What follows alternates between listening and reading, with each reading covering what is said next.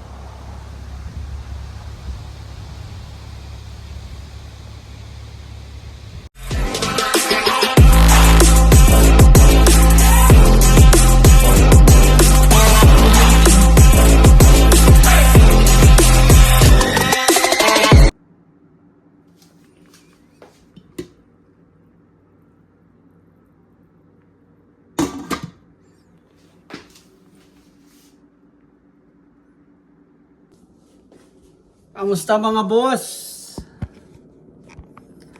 Kakauwi ko lang. Lasa pa ng kamay ko.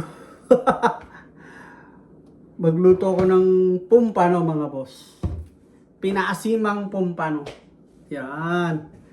Lagyan ko ng konting sinigang tamarin. Para medyo maasim ng konti ang ating pumpano. Pinapakuloan ko muna to mga boss bago ko ilagay yung sinigang mix. Tapos pumpano. Para hindi masyadong madurog yung ating pumpano, papakuloan muna natin.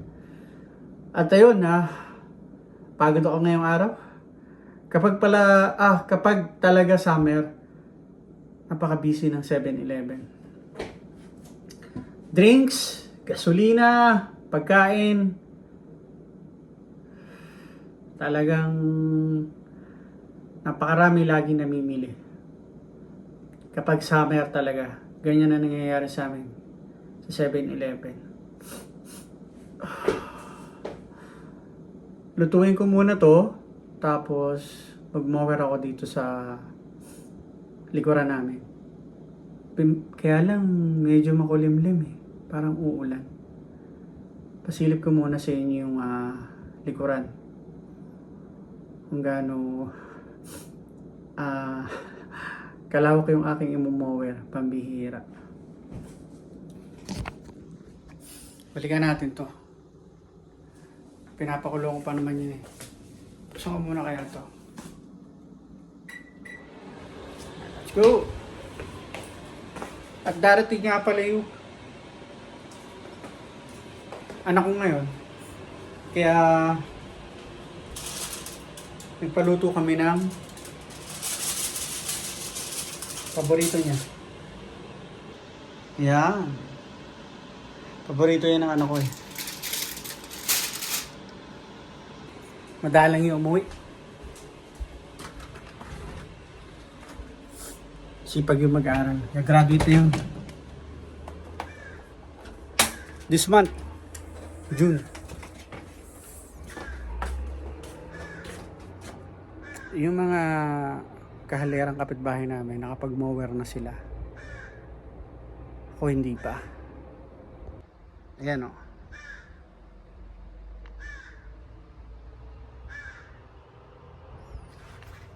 Yan dito.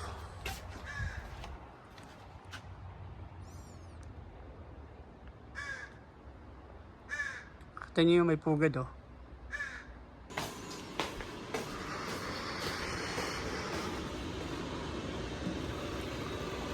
Pulo na.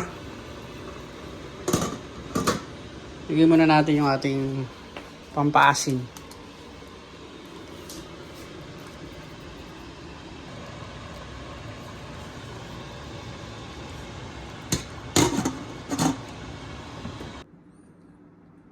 Ayan, mahina na yan.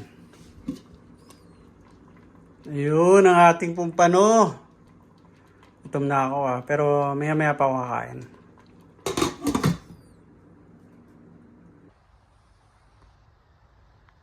Ayan, nakalabas na sila.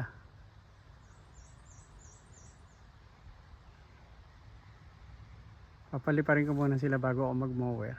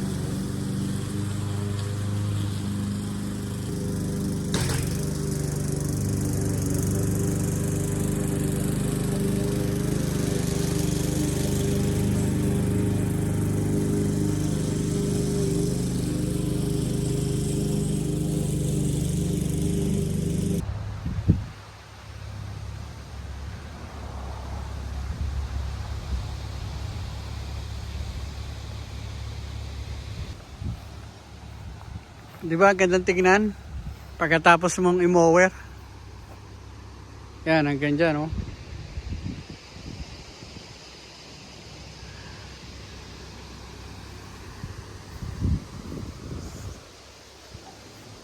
Ayan na. Nagsisimula na sila.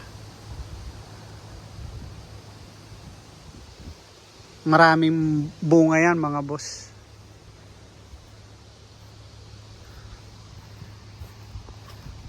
Itong isa, nagkakaroon na rin ng dahon. Pinutol ko yan eh. Ayan, nagkakaroon na sila ng dahon, oh.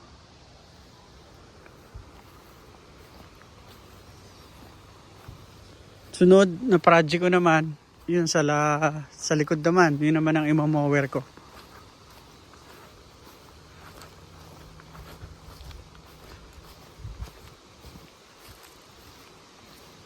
Ayan. Ito matataas na eh. Ayan, highway na yan. Kalsada na yan. Ito, tataas na oh.